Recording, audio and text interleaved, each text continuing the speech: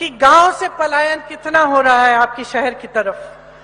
जितनी गरीबी है आज उतनी ही गरीबी आज आप शहर में देख सकते हैं, क्योंकि गरीबी वहां से लोग यहाँ आ रहे हैं नौकरी ढूंढने के लिए, यहाँ आते हैं, महंगाई इतनी बढ़ चुकी है, रोजगार मुश्किल से मिलता है और महंगाई को रोकने के लिए कोई प्रयास नहीं। अब दिवाली का मौसम आ रहा है, मेरी बहनें जो यहाँ बैठी हैं त्योहार मनाना चाहती हैं, कोई धनतेरस पे जाएगा, दुकान जाएगा कुछ खरीदने के लिए, दिवाली में लोग घर आएंगे, उनके लिए कुछ परोसने का दिल करेगा। लेकिन आज ये परिस्थिति है कि प्याज के दाम भी इतने बढ़ गए हैं। मैंने अपनी पिछली सभा में बोला कि एक समय था जब मोदी जी कहते थे, वर्ल्ड कप था उस समय, मोदी जी कहते थे, उन्होंने शायद कहा कि देखेंगे सचिन की पहले सेंचुरी होगी या प्याज की सेंचुरी होगी।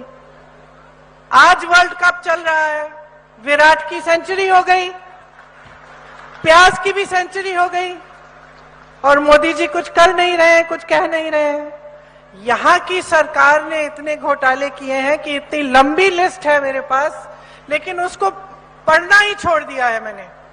पहले जब मैं यहाँ मध्य प्रदेश सभाओं में आती थी तो सारा पढ़ती थी, कौन से शिक्षा भर्ती में घोटाला, इधर घोटाला, उधर घोटाला, लंबी तमाम लिस्ट थी। अब मैं पढ़ती नहीं हूं क्योंकि मैं जानती हूं कि मोटी बात यह है कि इस सरकार का ध्यान सिर्फ घोटालों में रहा है, अपने लिए कमाने में, लूटने में, और आपकी तरक्की, आपका विकास करने में, आपकी कोई भी सहायता करने में इन्होंने कुछ नहीं किया। देखिए आज की राजनीति ऐसे हो चुकी है कि हमारी उम्मीदें भी घट चुकी हैं। मैं जब लोगों से पूछती हूं कि भाई क्या उम्मीद है सरकार से, तो अक्सर लोग कहते हैं कि कुछ ज्यादा नहीं, हमारा संघर्ष भरा जीवन है, अगर हमारे जीवन में कुछ सहायता, कुछ मदद मिल जाती, रोजगार मिल जाता, महंगाई थोड़ी कम हो जाती, जैसे गैस सिलेंडर है उसकी वो कम महंगा हो जाता, उससे हमें सुविधा हो जाती।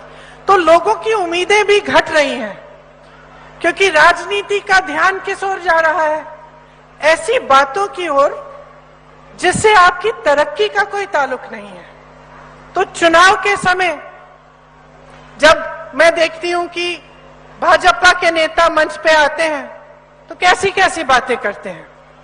अब मैं सुन रही थी मोदी जी का भाषण, तो मैंने सोचा विकास की बातें करेंगे, ये बताएंगे कि घोषणाएं जो इन्होंने की हैं, कौन से प्रदेश में इन्होंने इस तरह की नीतियां लागू की हैं जो अभी चल रही हैं, पता तो चले जनता को कि अगर कुछ कह रहे हैं तो उसका आधार क्या है। उल्टा मैंने देखा कि मोदी जी कह रहे हैं कि कांग्रेस के कुछ नेता हैं जो आज भी इंदिरा गांधी के नाम पे वोट मांग रहे हैं। तो मैंने सोचा अरे ये तो मोदी जी मेरी बात कर रहे हैं, मुझसे नाराज हो गए। और मैं सोच रही थी कि मोदी जी आप तो 24 घंटे हर भाषण में पंडित नेहरू का नाम लेते हैं, हर भाषण में पंडित नेहरू का नाम लेते हैं। एक दो बार मैंने भी सोचा कि मैं इंदिरा जी का नाम ले लूं, तो इसमें कौन सी बुराई हो गई। आगे सुना मैंने भाषण उनका, आगे कहने लगे कि इन कांग्रेसियों का खून खराब है। तो मैंने सोचा कि भाई ये मोदी जी ने पैथ लैब्स कब से खोल दी कि खून का टेस्टिंग कर रहे हैं। अगली बार बुखार चढ़ेगा तो मैं मोदी जी के पास भेज देती हूं। लेकिन मन में देखिए मजाक एक तरफ है, मन में ये बात आई कि आप प्रधानमंत्री हैं, आपके पद की एक गरिमा है। अगर किसी का दायित्व है कि सार्वजनिक जीवन में जो चर्चा परिचर्चा का स्तर है उसे ऊंचा रखना है, तो ये प्रधानमंत्री का ही दायित्व होता है, बड़े बड़े नेताओं का होता है। कि चुनाव का समय है, जनता को इससे कोई मतलब नहीं है कि हमारे खून में क्या है क्या नहीं है, वो टेस्ट रिजल्ट बता देगा हमारा। जनता को मतलब है अपनी समस्याओं से। आज सबसे बड़ी समस्याएं क्या है? महंगाई है, बेरोजगारी है, शिक्षा की सुविधाएं, स्वास्थ्य की सुविधाएं, अब देखिए, बार बार कहते रहते हैं कि 70 सालों में कुछ नहीं हुआ, लेकिन अब 10 सालों से आपकी सरकार है, अब तो जिम्मेदारी ले लीजिए। 10 सालों से आपने इंदौर में कौन सा विश्वविद्यालय खोला है, कौन सा मेडिकल कॉलेज खोला है? मध्य प्रदेश में हजारों स्कूल बंद हो गए हैं। जब लोग गांव से या शहरों में पलायन करते हैं, वो इसलिए करते हैं क्योंकि वहां आपने सुविधा दी नहीं है। तो आप 18 सालों से इस प्रदेश में आपकी सरकार है, 10 सालों से केंद्र में आपकी सरकार है। तो अगर ठीक है, आप कह रहे हैं कि किसी ने आपसे पहले कुछ किया ही नहीं, ये छोड़ देते हैं हम बात की आईआईटी हो, आईआईएम हो, एम्स हो, सब पंडित नेहरू के समय से है, छोड़ देते हैं हम बात। हम कहते हैं चलो मान लिए किसी ने कुछ नहीं किया, आपसे पहले जितने भी लोग आए वो सब बेकार थे, किसी ने कुछ नहीं किया। आपने क्या किया है? क्या आप अपनी जिम्मेदारी को लेने के लिए तैयार हैं? क्या आप एक ऐसी राजनीति करने की हिम्मत कर सकते हैं जो नकारात्मक नहीं है और सकारात्मक है?